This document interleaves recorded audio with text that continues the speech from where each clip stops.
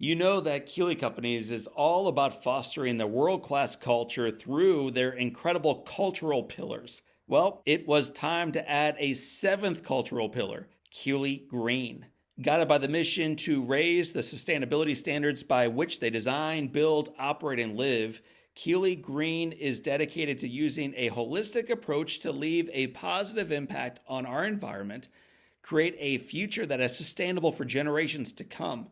In the words of Rusty Keeley, we are just getting started. You can learn more about that just getting started mentality and all the work they do by visiting my friends at Keeley Companies online at KeeleyCompanies.com. Welcome to the Live Inspired podcast with John O'Leary. John is the #1 national best-selling author of the book On Fire. He's a world-class inspirational speaker, and he's the host of the Live Inspired podcast. John interviews extraordinary individuals on their life story so that you can wake up from accidental living and more fully live your life story. Here's your host, John O'Leary. Hello, my friends, and welcome to the Live Inspired podcast with John O'Leary. Our guest today is remarkable, so I'm just going to jump right in and begin sharing a bit of his past, a bit of his story, and a bit of why I brought him on to today's program. Stephen Panus is a father. He's a sports marketing executive. He's an author, a speaker whose story reminds us that even in loss, and I mean massive, mighty loss, we can choose to walk on and create a legacy of love. After losing his son, his name is Jake, Stephen transformed his grief into purpose. He chose to honor Jake's legacy through scholarship and acts of kindness that inspire others to lead with compassion and with determination. Today, Stephen shares how he faced unimaginable loss, learned in time to embrace forgiveness, and open his heart wide to unexpected joy. He reveals the fine line between despair and hope, offering wisdom on turning pain into purpose and creating a meaningful life through vulnerability and through community. My friends, family, brothers, and sisters, if you are navigating grief, in other words, if you're living today, and if you're searching for hope, and if you're striving to find light in life's darkest moments, this conversation with Stephen is for you. You will leave this episode inspired to honor your challenges, embrace healing, and take your next right step forward with courage, with gratitude, with faith, and with love. So family, let me tell you on this one, buckle up. It's one of the more emotional conversations I remember having. And today I had it with a friend of mine, soon to be a friend of yours. His name is Stephen Panus. Stephen, welcome to Live Inspired with John O'Leary. Thank you, John. I appreciate being here with you.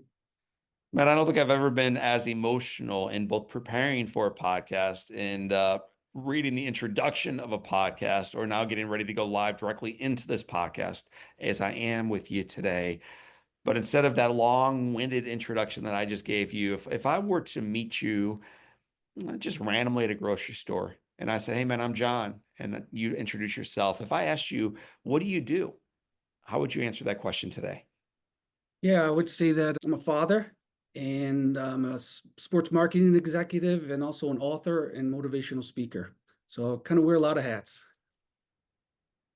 A father, bit of a motivational speaker, sports marketing executive, and most recently, and this is really what we're going to spend the vast majority of the time on, John, I'm an author. And if I asked you, what did you write about? How do you respond? I wrote a memoir. Tragically, I lost my son, Jake, my elder son, on August 9th, 2020. Suddenly, tragically, in a senseless DUI crash. He was a passenger in a vehicle that was operated recklessly and went off the road and crashed. And the driver was Jake's teenage girlfriend. She was a year older, and I was not there. He was away for a weekend on Block Island with his girlfriend and her family, and we found out from a phone call from a doctor. So there are stories that are almost too painful to listen to. But if you can sit there in the pain with the person sharing it, you recognize that you not only have equal moments like this in your own journey and will in the future, but there's also whispers of hope of resiliency, of faithfulness, of grace, even in the midst of the darkest moments. And I just encourage our listeners to open wide their hearts, their journals, their lives as you unpack the story with us today. So I'm not going to start in Block Island. I'm not going to start with that phone call. I'm not going to Mhm. start with Jake. Dude, I'm going to start with you. I'm going to have you roll up north for a little bit and go back to Rochester, New York. Tell me what it was like for you growing up in Rochester. It was great. We had all 4 seasons. By the time I was 18, though, the winters were a little bit too long and gray. But I had a great time growing up there. Wonderful parents who were inspiring, optimistic, caring, supportive. So they encouraged all my dreams, which was awesome. I have an older brother, younger sister, so I jokingly say I'm the well-adjusted middle child. Um, Me too, man. Great, we share that in common. And so I fled to the South. I went to the University of South Carolina for undergrad, a great 4 years there. Knew that when I went there, I knew my athletic playing days were behind me. I was too small to play with my favorite sport, which was football, Division I level. And I started working for the athletic department and knew instantly that my career was in sports business and communications was where I started and graduated. Had, like I said, wonderful 4 years in Columbia, South Carolina. Went to Before you work. graduate, I'm not going to give you your diploma quite yet. All right. Before you became a Gamecock, before you got that diploma, before you launched toward law school and beyond, you mentioned that your parents helped foster your dreams. We got a lot Yeah. of parents listening to this podcast. We got a lot of grandparents. We got a lot of people who care for young people. How did your parents help you first understand your dreams? Like that's hard to do even these days. And then how did they help you foster them and develop into them? They encouraged me to try a lot of things in life early. So I played a lot of sports and I love sports. So I gravitated toward that immediately. They took me to all the camps and all the things I wanted to do. And so they were like supportive and participatory in that process. And I think showing up, right? They showed up at every moment that I needed them. They taught me to be optimistic.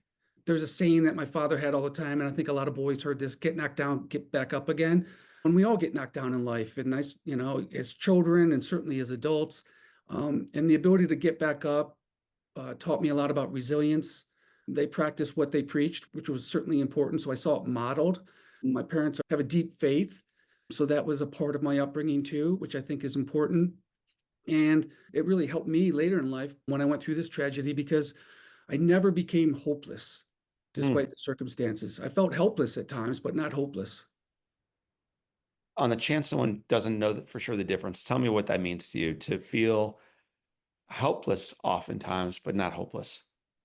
There's that Maslow's hierarchy of needs where at the bottom it's like food, air, housing, Right. basic things that you need to survive. I jokingly say hope has to be one of those because I think you need hope in life to live. You need to know that or believe in your heart that something better is going to come along, and it's going to come along through hard work, hustle. I also say hustle breeds luck, perseverance, resilience. But being helpless means you feel like maybe you can't change the circumstances, and it deals more with control, right? We have this illusion that we control a lot on this planet, and I certainly had it. And when I lost my son, that illusion was shattered. I let Jake go to a lot of things before: sleepaway camps, sporting events, friends sleepovers, you name it, right? To school. And he always came home. And I let him go with a parent. I entrusted the care of my son to another parent, but this time he didn't come home. So that illusion was just completely shattered. And I realized how little we do control on this planet. And that was it took a while to get there, but when I did get there, it was certainly proved very helpful and almost like a pivot point. Thank you. So your parents filled you with hope. They filled you with faith. They filled you with, you almost seem like a coach's son to me. Like you just have these like incredible tweetables and this energy about you that is so forward looking. So this Gamecock now leaves South Carolina and you head out to Louisiana. First, I went back to New York City. I had worked the summer before for a legendary sports publicist, a guy named Joey Goldstein out of New York City, and I went to work for him full time. I realized doing that I had this deeper yearning to be a sports attorney, agent, but I recognized if I got the law degree, it would put a little bit more armor in the toolbox. So I remember going to tell Joey, hey, and it was great. The clients Joey worked for were like Dick Schaap, ESPN, the New York City Marathon, IAAF Track and Field, Howard Cosell. I was getting great experience there, and it was wonderful. I did the PR for one of Dick Vitale's books, and I told Joey, and he tried to talk me out of it and offered me a lot more money to stay. And I just knew in my heart that that's what I wanted to do, not necessarily to be a lawyer in the traditional sense, but to be the sports attorney. So I left Joey and went back to school in New Orleans at Loyola University School of Law for the next 3 years. And in my first year of school, I landed my first client, and I was off and running. So I'm a little bit less intrigued during this podcast about the business side of it all and more about the relationship side of it all. Maybe the best thing that came out of New Orleans, I think this is where you met, was a woman named Kelly. Amen. Yeah, I met my wife in New Orleans. She's a yoga teacher, a beautiful soul. And Jake was born in New Orleans. We lived there 13 years, a very special place. It's a unique city, great culture, great people. I have a lot of gratitude for what New Orleans brought into my life. So obviously Kelly's physically beautiful. In addition to that, what is it about her that you fell in love with?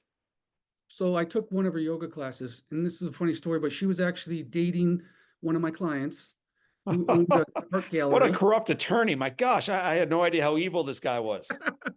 I want to So apologize to our listeners for the story you are about to hear. she was dating a client, and they broke up, but she taught a yoga class, and he invited a bunch of his friends. So I showed up, and I remember taking the class. And at the end of the class, she asked everybody in the class how they felt. She really checked in with everybody. And I remember thinking in that moment, oh my God, she's going to make an amazing mom. And it was almost like a voice speaking to me. The client and Kelly broke up. I let a couple months pass, and I was getting to know her better over that time. We were running into each other in similar circles in the art world in New Orleans. I asked my client to go have a beer with me, and he came out, and I told him, I said, look, I know you guys dated a while back, and I like Kel, and I'm going to ask her out, and I wanted you to hear it directly from me. And he slammed his drink and walked out. He fired me the next morning. I asked Kelly out, and we got married. So I think it worked out for everybody. He's happily married now too, I might add, and over it. But it was an interesting moment, to say the least. And I was willing to trade a client for Cal. You made a brilliant move. You also made a brilliant move as children started showing up in your world. The very first one you have is named Jake. Jake was born on May 13th, 2004. He was unique right from the beginning, John. Born with a full head of hair and Yes. curly, blessed with the hair gene for sure. Blonde, curly hair, just a gorgeous kid. But he was very outgoing and extrovert, connected with people. By age 5, he could relate to and talk to adults in a very mature manner, look them in the eye, hold a conversation. We would stand back sometimes at parties where Jake being our firstborn, we took him everywhere. We'd be at parties or art openings or cocktail events, and Jake, we would stand back and he'd watch him and marvel, like, how did we create this being, right? Who is he? He was that unique and one in a million. He was magnetic. How much younger is his brother than he is? Liam is 4 years younger. Okay. He was 11 when Jake died, and Liam was born in Las Vegas, Nevada. Jake was New Orleans, so that's two boys born in two sin cities. A lot of joy to go with the sin. So we'll talk about that joy. We'll talk about their vibrancy. I want to talk about a decision you made because the vast majority of our listeners are working people as well. They're racing. And it's my understanding that early in your career, early in your parenting, you made a decision to pull back from work a little bit.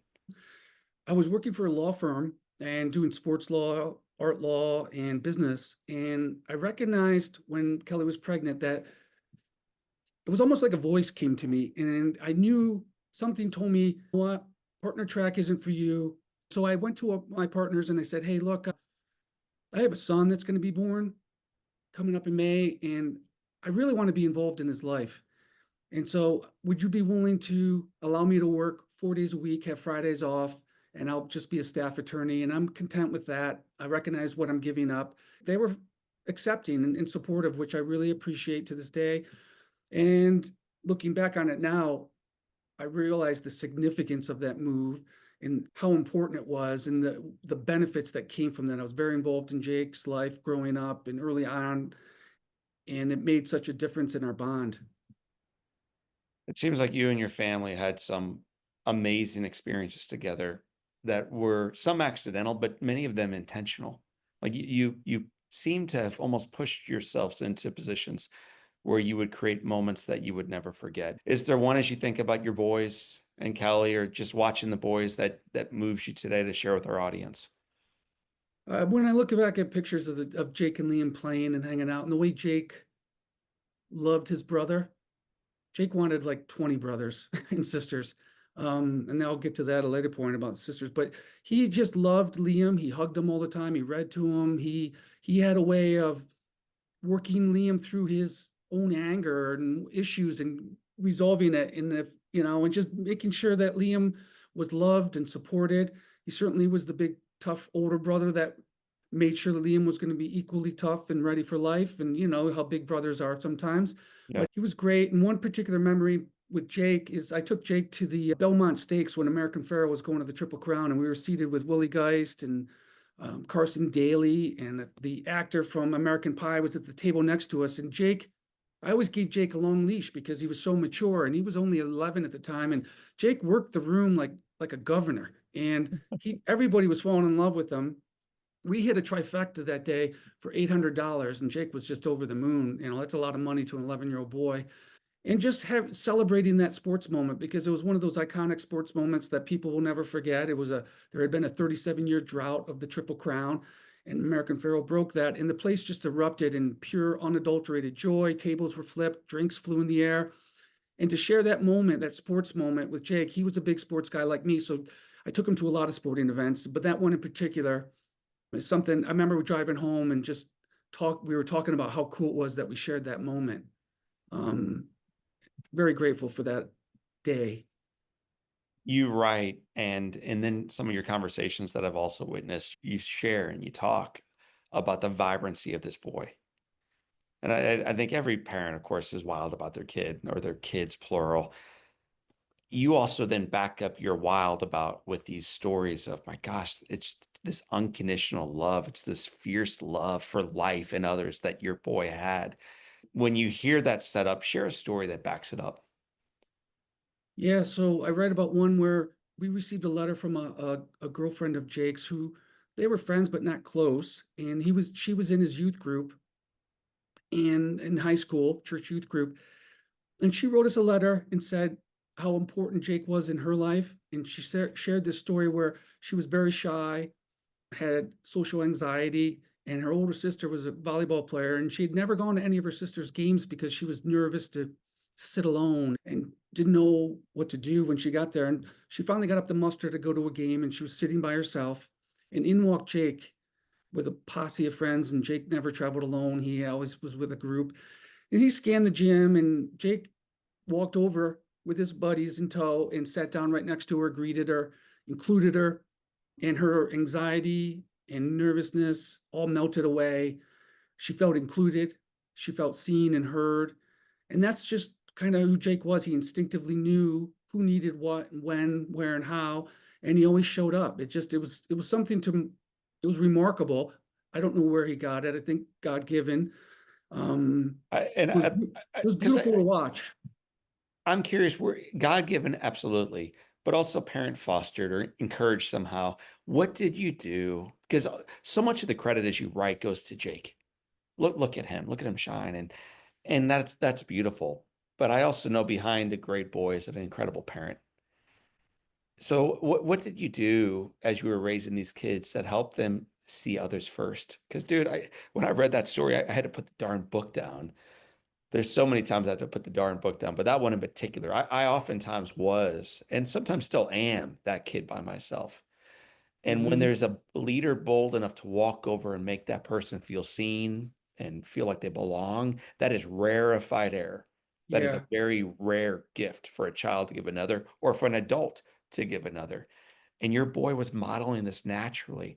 What kind of things did you and your wife do that helped spark that in him? I had a tradition that I wrote my boys' morning messages on Post-it sticky notes. And I started when Jake was about 5, old enough to read, and it continued with Liam when he was old enough to read. Jake would read them to Liam. And they were about character traits and values that I thought were important. Many were non-negotiable in my world. I wanted to make sure I was imparting wisdom and inspiration into their developing heart, mind, and soul.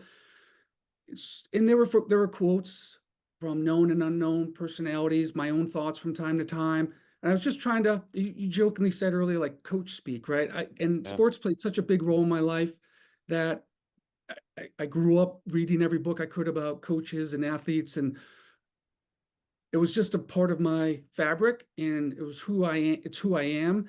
And I felt like I always learned so much from sports that helped me in life, that I wanted to make sure that my boys were equipped and prepared to go out into this world that can be unfriendly, nasty, mean, and we know adverse circumstances and hardships and suffering are going to come. I wanted to make sure they were ready for it and also have the grit and the grace necessary to overcome it.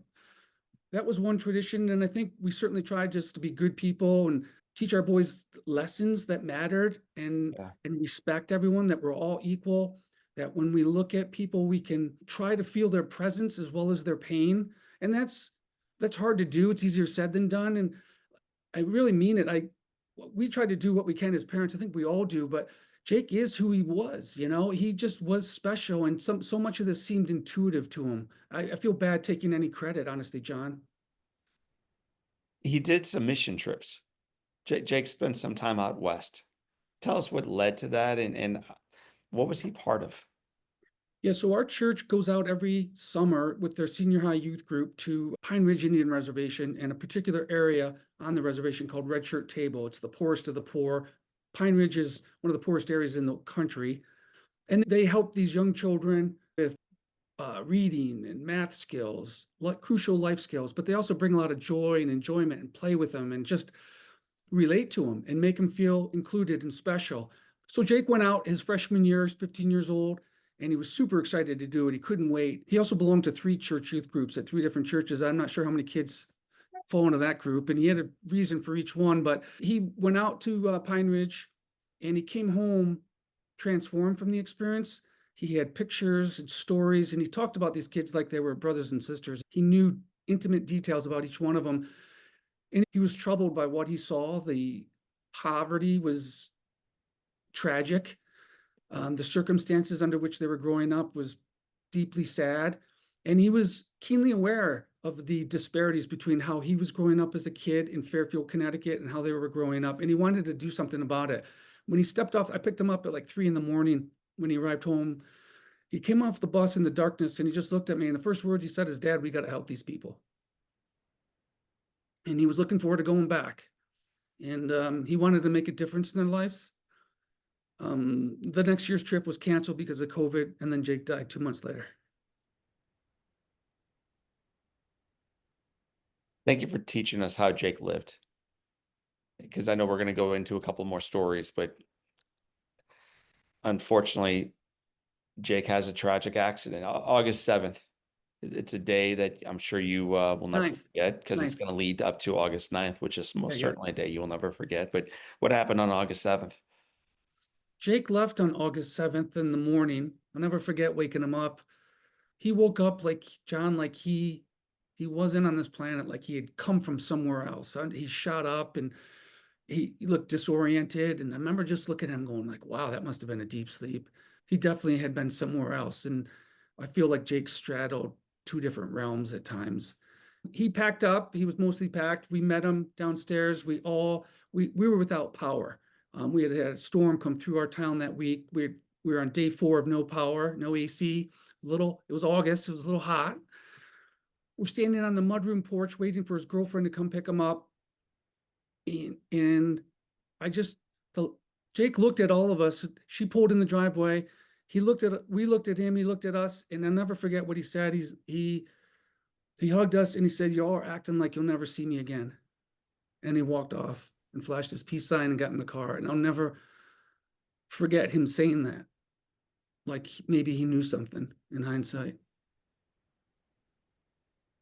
You'd been assured by Jake's girlfriend's family that this would be an easy trip, that it'd Yeah. be highly parented, very safe. The kids would be protected, board games, and good old-fashioned 1950s fun. The place where Jake is going is a place I've been many times. It's called Block Island. And for the folks who don't live somewhere on the eastern seaboard, it's like a little hamlet for the summertime just off the coast of Rhode Island. It's an awesome, awesome place. So that's where your boy is going to get away from this lack of electricity, a place to come together with friends, to be safe, and then to come home to you. Yeah. And then he doesn't. The mother didn't watch the kids like she told us she would, and handed the keys to her daughter and stuffed 6 other teenagers into an SUV and sent them on their way. And then our world changed. Let's talk about that, man. August 9th. Yeah. Mike Kelly and I going for a bike ride that morning. It was a Sunday. We had just gotten back. We were feeling energized. We were getting ready to go to the local farmers market to get some things to grill out, veggies and fish. And Kelly's phone rang, and it was the mother of the girlfriend. And she said there was an accident. Jake was injured, and she had no other details because she wasn't at the scene because she had given the car to her daughter. Kelly quickly packed an overnight bag. I grabbed Liam, and we got into our car. It's a 2-hour drive from our home, and we began to speed towards Rhode Island. About 12 minutes into the drive, Kelly's phone rang again. It was connected to our car speaker system. And she answered, and it was a doctor from Rhode Island. He introduced himself, and he paused, and then he said, "I'm sorry, I just pronounced your son dead." And everything went black. And Kelly screamed the most guttural, piercing sound I've ever heard. And I had to get myself from the left lane because I was flying to the first exit and safely off the highway. It was like someone reached into my chest and ripped out my heart. It's what it felt like. That was the only feeling I recall, because you go immediately numb. Disbelief takes over your brain. It's an out-of-body experience. I can't even, it just was, it's hard to even think back about it. I don't have a lot of memory about it. It's that shocking and traumatic. As your friend on this side of this conversation, it's hard to even know where to go with this other than to say it must be the most disorienting punch fathomable. So you get this news that the most vibrant person is no longer with you this side of eternity. You're on the side of a highway, you're busting toward Block Island, Rhode Island to get your son from the hospital, you thought. And now you've been told by a doctor that you can slow down because your little boy is no longer with us. What's the next step? Like, what do you even do after you pull off the highway? I pulled off the exit ramp and straight ahead. It was a Sunday, so there was a bank, and being a Sunday, there was an empty parking lot, and I pulled straight through the light into that parking lot, slammed on the brakes because I knew I didn't need to be driving at that moment. You're trying to process what you heard. Right. We all got out of the car and we just started screaming, and we ran circles until we kind of fell as one broken blob of humanity, hugging each other to the ground. And Kelly was clutching the phone. The doctor was still on the line, and we were just screaming, crying. I think Kelly, after about a minute or so, talked to the doctor to try to get some more details, and he didn't have a lot. And then I remember hugging Liam and making a couple phone calls to family in that moment. And then we got back in our car when we could, and we sat for a moment and said, "What do you do?" And I mean, my brain was blown to smithereens. I couldn't really think. None of us could. But I said, "I think we need to go home." As much as we wanted to go there, it was a crime scene. And I didn't know that at the time, but we returned home, and I called some friends to let them know because Kelly was a mess. I needed help.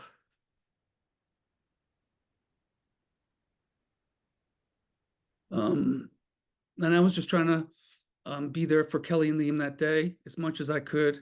And I was on the phone with funeral parlor director trying to make arrangements to get my son home. And then later that night, we learned the details of the accident from social media.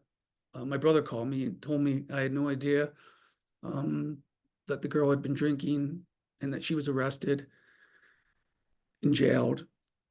It was news you couldn't even wrap your brain around. It felt like Jake had been abducted by aliens. He's here 1 minute and Yeah. then he's gone. So this weight and this agony that fills your heart and steals your heart individually, like this is your weight now. And you've got to be there for Kelly. She's your girl, you know? She lost her Mhm. baby. So you've got to do your part, man, and be there for her. And you've got a baby. He's 11, but he's a freaking baby, man, who just lost his best friend and his brother. Like, how do you possibly put those pieces together when you can't find your next breath? You just go into pure survival instinct.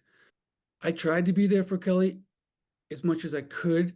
It was incredibly difficult and challenging because grief is an individual journey. I had never seen my wife cry like this. And I felt helpless. There was nothing I could do to assuage her grief except sit with her and be there and make sure she had friends over to support her. Same with Liam. Liam actually does what a lot of kids do in those moments. The siblings, the surviving siblings, they kind of soldier on. They're called the forgotten grievers because Yeah. people tend to either ask the children, how are your parents doing? If they ask anything at all, or just ignore it because they don't want to go near it with a young kid like that, to fear of him crying, making him feel worse. So for the first 6 months, Liam put on a good face, and then he finally cracked. And it was hard. Neither Liam or my wife wanted to live at different times, and I was adamant that I was going to make sure that no one else, that we didn't lose anyone else. I couldn't afford it. Um, and so we collectively focused on our healing together and our survival together and just supported one another as best we could, knowing that there was going to be a lot of challenges, a lot of darkness, which there was. And we took it literally 1 minute at a time. Many of our listeners don't understand the grief that you experienced, but all of us understand that we know someone who is going through it or has or is about to.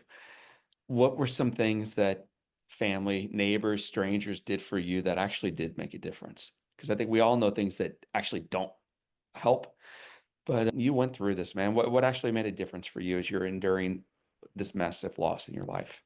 Yeah, without a doubt, John, showing up is so critical. What I tell people now is that don't worry about trying to say the right thing. There's nothing you can say that's going to make a bereaved parent feel better in that moment. Nothing. So don't worry about saying anything. Just show up, be there, hug them, sit with them. We had friends I had a guy mow my lawn for 3 months. Another friend came over and walked our dogs. We had two dogs for a month. We had our friend group and community and church set up a meal train, and we had meals delivered to our home every night for 1 year and 3 months, which was incredible. There's so many, just do things for them, because when someone's that hurt and that in such a dark place, they're never going to tell you what they need. So you just got to do it, whether that's go grocery shopping for them. My wife didn't leave our house really for a year, except for taking walks. She didn't want to be out in public. She didn't want to have any small talk, Yeah. um, which I totally understood. And so I did a lot of the shopping. But I would do it at like 7 in the morning when the store opened. I didn't sleep a lot. So I think showing up is so critical. People are afraid of grief in our society. We don't talk about it. It's something that is going to happen to every one of us. It's universal. It's indiscriminate death, and yet we push this concept of grief under a rug, and it's nothing to be feared. It's really the flip side of love. You grieve to the extent that you love. You talked about in the book your son Liam, and there's a point, I think he's still 11 years old, where you recognize the grief that he's dealing with. And so you take him outside, you walk him over to a tree. And actually, before you even do that, I think you have him grab a knife. Yeah, I was hoping you would just walk us through that story and what were you trying to show him? yeah, I looked at Liam one day and I recognized that I was 52 at the time and I was struggling. And I thought, how is an 11-year-old boy supposed to process this and cope and deal with losing his beloved older brother? And so I asked Liam to go upstairs and get his buck knife. And he ran up and did. And I said, meet me outside. And he came running out. And we walked across our property to an old mature tree. And I asked him to cut a swath of bark off the tree. And he obliged. Then he looked at me and he said, "Now what, Dad?" And I said, "Now we're going to watch this tree heal. We're going to watch it regrow new bark. It's going to look different. It's going to feel different. May not be the same color. And just like this tree, you and I are going to do the same thing. And I'm not going to lie to you. We're not going to be the same ever. We're going to be different. But as Rumi said, the wound is where the light enters. And I wanted Liam to believe more in himself than anything, but also to believe in me and let him know we're going to walk on together and we'll do it together. And he can lean on me for everything. But I needed him to believe in himself. And about a year later, he went over to that tree and saw that the bark was growing back, and he came running to tell me about it. And it helped both of us in the moment. But I just wanted him to believe in himself, because at the time he was really starting to question everything. Well, he's not the only one questioning everything. His dad is too, and rightly so. Some of the things you did uh, to articulate those questions and to sound them off others, you went to counseling and you went almost phonetically, frantically, like frequently. And so, were you ever ashamed? Some guys feel like, I don't want to do counseling, man. That's not for me. And so, was it ever something you hesitated to do? Not a second. I knew I needed help from the second that news hit, that I was lost. I felt like I was in slow motion and the world was just passing me by. Kelly and I sought out therapy help. We did it jointly and we also did it individually. It saved our lives. We still meet with our therapist to this day. There was zero shame around it. I do believe that our vulnerability is our strength. And I talk a lot about that. And I think we're certainly taught as men the opposite. We're taught to be tough, not to cry. But when you lose your kid, you don't just cry, you weep until your bones rattle. And if you don't cry, there's something wrong with you.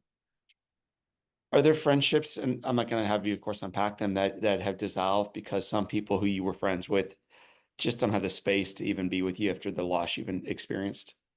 Yeah, there's people that we never even heard from. And the more I've read, the more common that seems to be, sadly, because they're not equipped to handle it, to even discuss it. It's too provocative. But yet, like I said earlier, it's life. It's part of life, right? Right. We know that there's birth and that there's death, and we celebrate one and we struggle with the other, Yeah. which is kind of sad. So I'm trying to get people to be more open, because grief's going to find them. You can try to sweep it under the rug and bury it and hide it, but it will come whispering to you decades later, whether you're ready or not.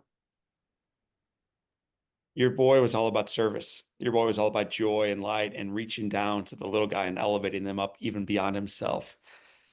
A whole lot of, I have a bunch of friends who've lost kids, and they're always wondering, what do I do? What do I do?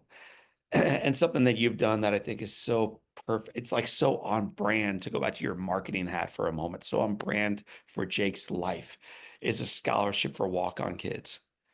And it just, every time I think about what you're doing and the impact that you're having and the life that you're giving and the echo now into Jake's life that you're providing, it just moves me. So talk about the scholarship that you're a part of now. We actually created two. The first one was with our partnership with Red Cloud Indian School in South Dakota, where Jake had taken the mission trip. So that awards children from Red Shirt Table, the area where Jake worked with the kids, who graduate from Red Cloud Indian School to go to college, full scholarship. That was created in the days after Jake died. We were getting so many flowers. We knew we didn't need any more. We thought, what would Jake want? And we knew instantly Jake wanted to help those children. So now he's doing that, and he'll do it forever, which is very meaningful. We've awarded 3 scholarships out there in 4 years to 3 young Lakota women, life-changing scholarships. These are first-generation college students, beautiful kids, bright futures. And it means so much to us as bereaved parents to know that each one of these kids carries a part of Jake with them forward in their lives. Then about 6 months later, Jake's dream was to attend the University of South Carolina and follow in my footsteps. He was raised a Gamecock. He bled garnet and black.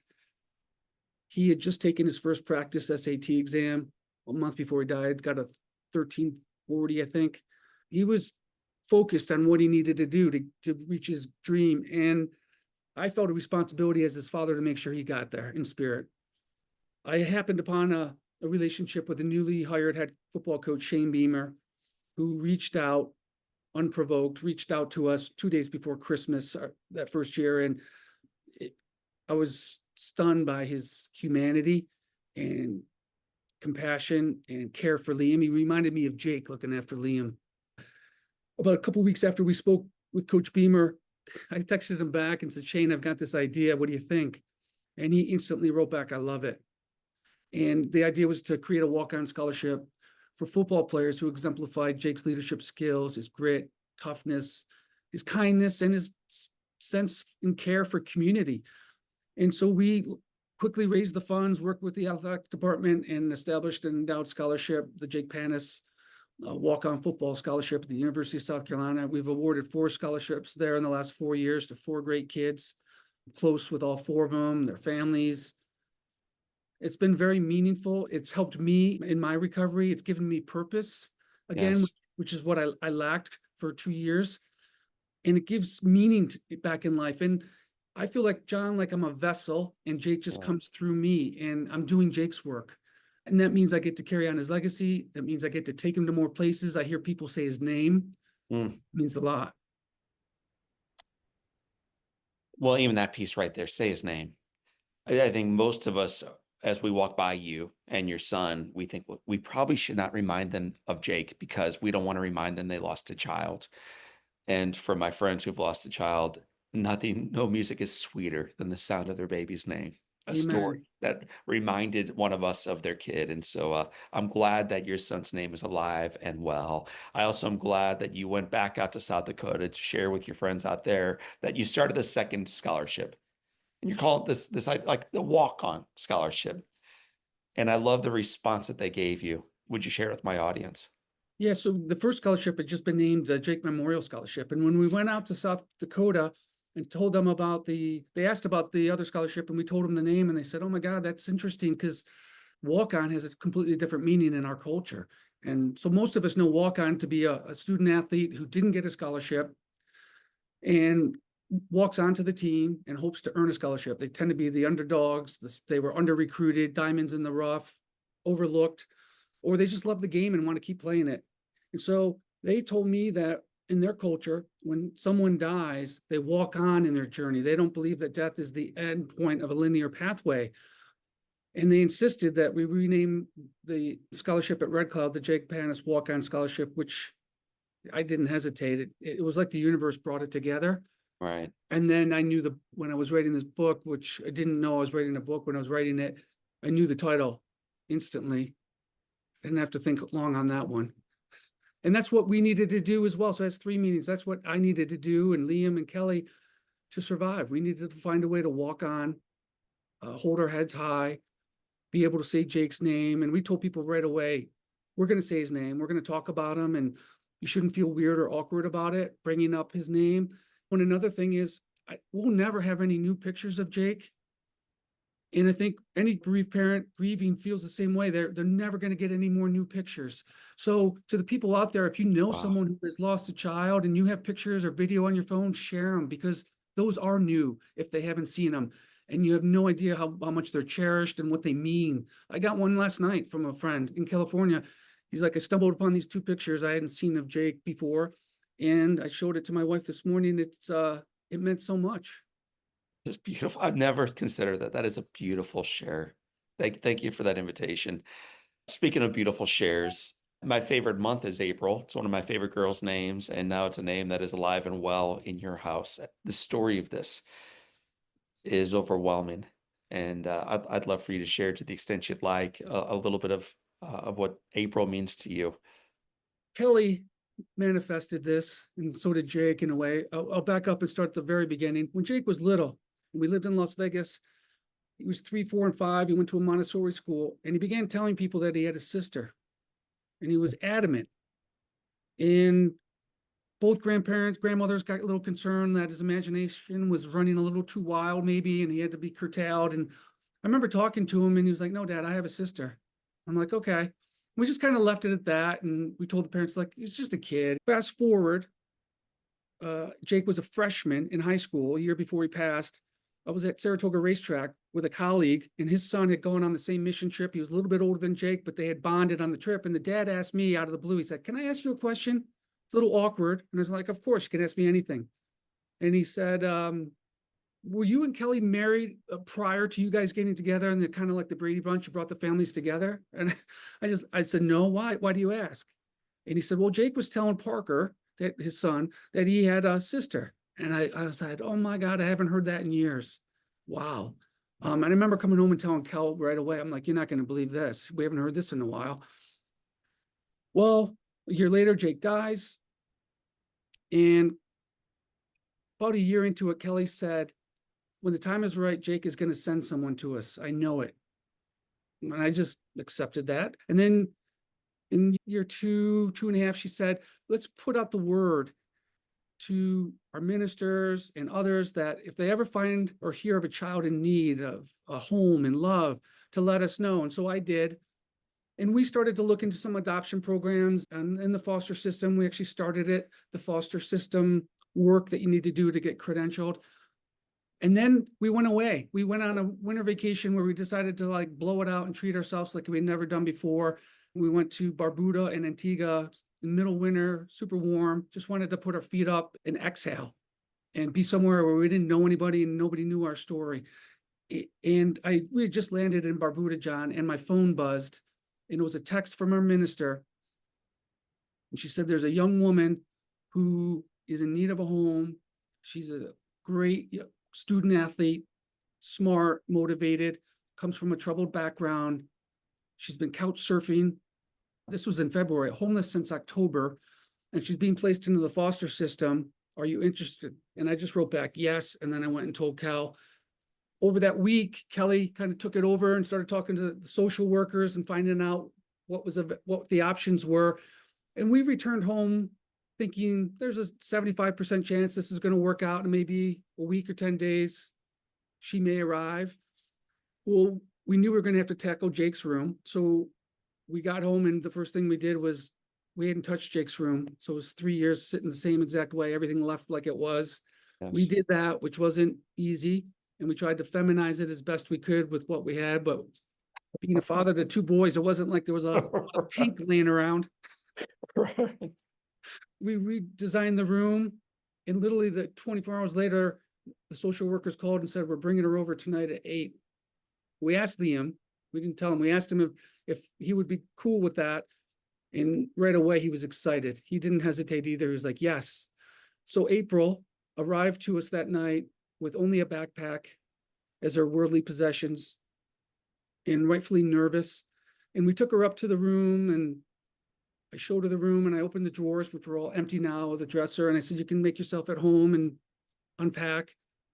And she hesitated and said, how long am I going to be here? Pretty fair question to ask, I thought. And I said, as long as you want. And then I left the room and Kelly came up and I figured I'd give him some girl time. And she had heard the social worker say goodbye, Mr. and Mrs. Panus. So she heard her last name. And we did tell April when Kelly talked to her once when we were from Barbuda, and she told her that we had lost a son, left it at that, and just wanted her to know that if this worked out, she was coming into a home dealing with some trauma. And we knew she had her trauma. So she wasn't going to, we would be able to relate, but we also didn't want her to feel uncomfortable if that was something that she didn't want to come into. She asked, whose room is this, to Kelly? And Kelly's like, well, it's our late son's room. And she said, what was his name? And Kelly said, Jake. She was like, Jake Panus? Oh my God, I knew of him.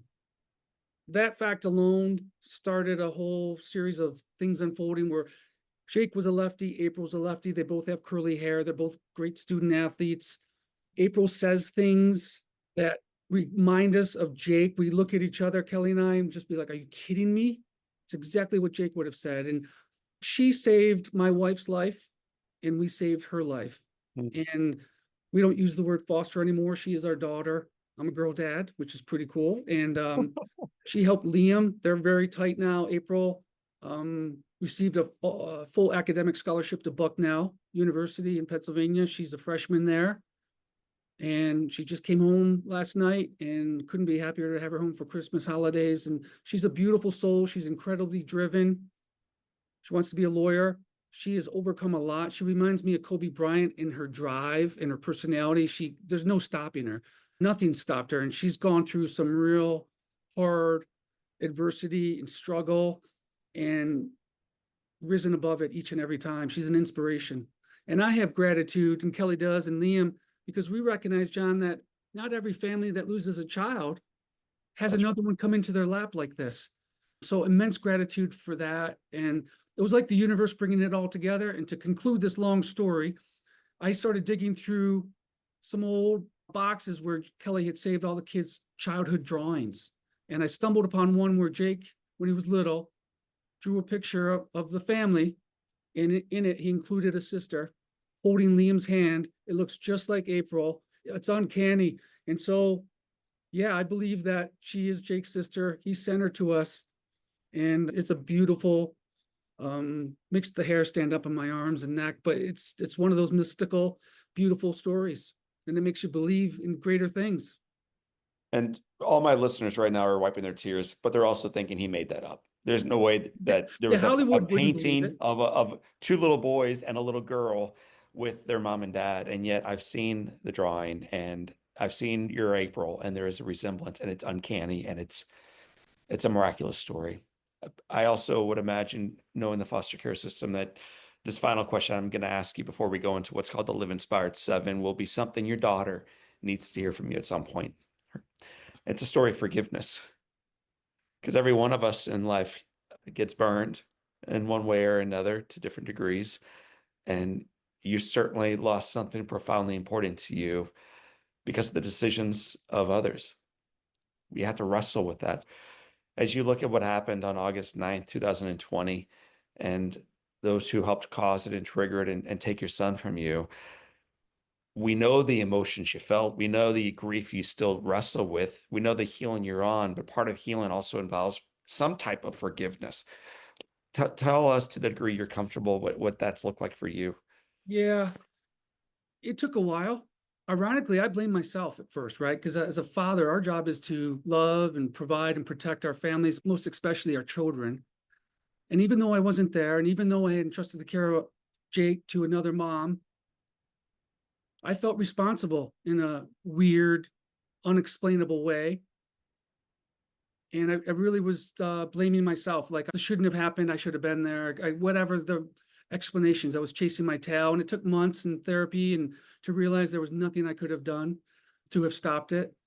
And then after forgiving myself, I started thinking about all involved in the situation. And I was angry. I was bitter. I had rage against our circumstances. And I realized that there was no way to live, that it was impossible to move forward if I was filled with that kind of bitterness and rage. And the only way for me to walk on from this was to forgive everyone involved and find love and have gratitude for the 16 years I did have Jake in my life. I did have someone tell me early on that I should be grateful that I had 16 years with Jake. And when I first heard that, it landed flat. Like, are you kidding me? No way. I was shortchanged, right? I was deprived. It felt so personal, a violation, that I couldn't accept that. And then a year later, I was laying there looking up at the sky, and I thought, what if Jake had never been in my life? And I realized in that moment all the things I wouldn't have learned and had. And there was no question on my mind that I was grateful for 16 years. If that's all I was going to get, then yeah, I was happy that I got those 16 years. I cherish every moment, every memory. And I learned, Lewis Smedes, a theologian, said that to forgive is to discover that there's a prisoner, and that you're letting the prisoner go and you were the prisoner. I'm so grateful that you've shared part of this story, and it is just part of the story with us today. The book is called Walk On. I feel like I'm reading over the shoulder of a friend the journal entries that I have no reason to read sometimes. Like, it is so private, so personal. And yet one of my favorite authors, his name is Henry Nouwen. Nouwen writes, what is most private and personal is also most sacred and universal. So the very thing that is just yours to keep and hold and keep in the quiet of your heart, if you decide to share it, that is actually what speaks directly to my heart as well. And Stephen, you've done an incredible job doing that. For those right now listening to our conversation who are currently wrestling with whether it's the inability to forgive a circumstance, a struggle, a loss, or just the need for healing. Give us a final bit of encouragement before we move into the Live Inspired 7. What is your recommendation when someone needs to begin that journey of healing? Yeah, I think recognize that and honor that you're not alone. We certainly feel alone in our darkness when whatever horrible circumstances befall us. It feels personal and it makes you feel so alone and in such a dark place, but you're not. I look at everybody now wearing this invisible backpack and I see that and in it is their suffering. And I think if we can look at everyone like that, two things can happen. One, we can show up for each other. And two, we can be kind to each other. Each act of kindness creates a ripple, and the echoes of kindness are endless. It's okay to ask for help, and there's no shame in that. And these are concepts, grief, and there's many forms of grief. You don't just lose someone to death, you lose a job, you have a financial crisis, a marriage fails, a poor medical condition is diagnosed, and you have to deal with that. So there's so many forms of grief, and there's so much grief on this planet that we need to be there for one another and to help each other. And that's why we're here. We're not here to have a transactional, conditional existence. We're not here to look at what someone can or can't do for us. We're here to have meaningful connection with one another, to give unconditional love, and to lift up and support one another. And if we do that, then this can be truly an amazing place and also an amazing journey. We have 7 questions as we journey forward to the start line that I've asked every one of our guests, including our mutual friend, Stephanie Shostak. So buckle up. Here we go. What's been the Okay. most impactful book? And you are a well-read man, but what's been the most impactful book you've ever read? Many Lives, Many Masters, Brian Weiss. What's one positive characteristic, one trait that you possessed as a kid growing up in Rochester that you wish you exhibited as brilliantly today? Resilience. Wow. I don't know, man. We could argue about that live sometime, and I look forward to it. If your home caught fire and all living people and things are out, and you have an opportunity of running back into that house and grabbing one thing that matters to you, what do you grab? I don't run back in. Because Fine. it's all replaceable. Honestly, they're just memories, and I have them all here. As long as everyone living, any sentient being, dog, animal, and human are out, I'm good. If you could sit on a bench on a gorgeous day and have a long conversation with anyone living or deceased, who do you want seated right next to you? Jake, What's the best advice Jake or your parents or anybody else ever gave you? it's kind of like what Jimmy Valvano said, never give up. I had heard that a lot prior to that, and he certainly echoed that loudly for so many more to hear, but never give up. As a 20-year-old junior at South Carolina, what advice do you wish you had received? Follow your passion because it will bring the most happiness and enjoyment. Stephen Panus, it has been said that all great people and dads can have their lives summed up in one sentence. How do you want yours to read? Oh, wow, that's a great question. That I experienced the wholeness of life. Wow. My friends, you're listening to a conversation with Stephen Panus. He is the author of Walk On. He is a father of 3, a husband of 1, friend to many, and he has indeed experienced the fullness of life. Stephen, thank you for sharing that fullness with us today. Thank you for having me, John. It was a real pleasure to speak to you. You're an inspiration to me. My friends, that is Stephen Panus. My name is John O'Leary, and today is our day. Walk on and live inspired.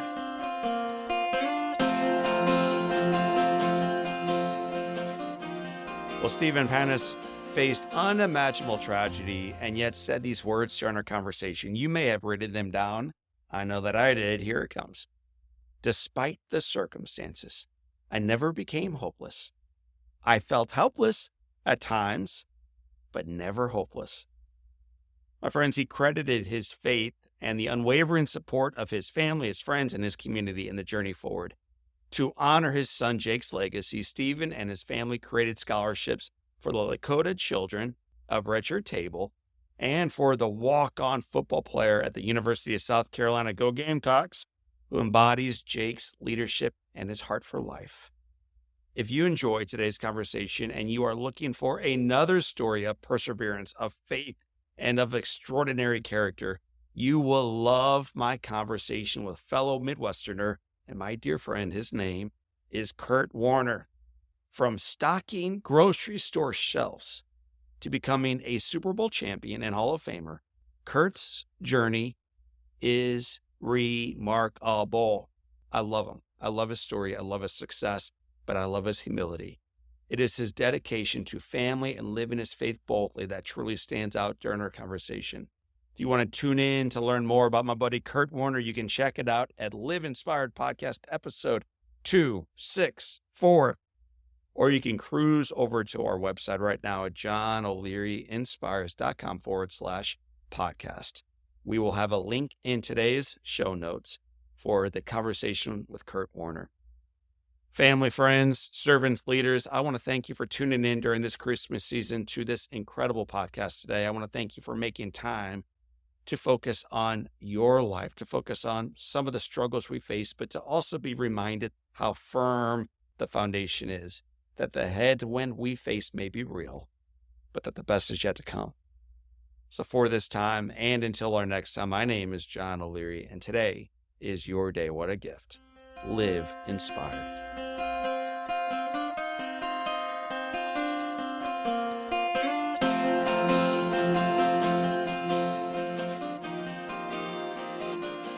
Keeley Companies was started almost 50 years ago by the one and only Larry Keeley. What started as a small family-owned paving company in St. Louis has grown to a nationally known full-service construction, development, and restoration partner. Larry the Legend, as he is affectionately known, has been a part of this growth every step of the way and continues to provide guidance as his son, Rusty, my buddy, drives their vision and achieves results on purpose. His unwavering foundation of a family culture with a focus on people has gotten Keeley Companies to where they are today, and their journey is truly just beginning. To learn more about Larry the Legend and Keeley Companies, check them out at KeeleyCompanies.com.